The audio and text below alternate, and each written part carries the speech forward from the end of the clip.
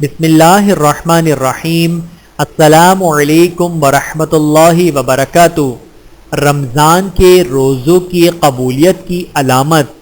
علامہ ابن رجب حنبلی رحمۃ اللہ فرماتے ہیں، رمضان المبارک کے روزوں کے بعد روزے رکھنے کی عادت اور معمول بن جانا رمضان المبارک کے روزوں کی قبولیت کی علامت ہے، کیونکہ اللہ سبحانہ و تعالی جب کسی بندے کا کوئی عمل قبول فرماتے ہیں تو اسے مزید نیک اعمال کی توفیق مربت فرماتے ہیں۔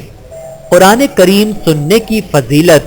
حضرت ابن عباس رضی اللہ تعالی عنہ فرماتے ہیں، جس نے کتاب اللہ یعنی قرآن کی ایک آیت بھی غور سے سنی تو یہ آیت قیامت کے دن اس کے لیے نور ہوگی۔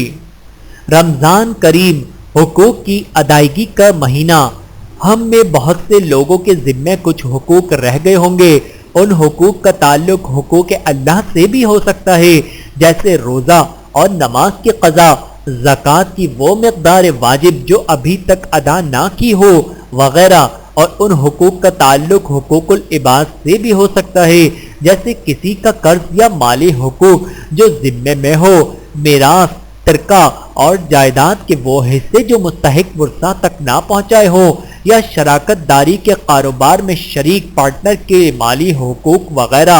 یاد رکھیں، صرف توبہ و استغفار سے حقوق معاف نہیں ہوتے، بلکہ حقوق کی معافی کے لیے ضروری ہے کہ توبہ و استغفار کے ساتھ ساتھ حقوق کی ادائیگی بھی کی جائے۔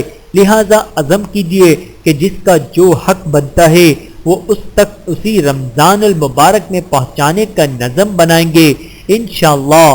اللہ تعالی ہم سب کو سمجھنے کی اور عمل کرنے کی توفیق عطا فرمائے، آمین ثم آمین۔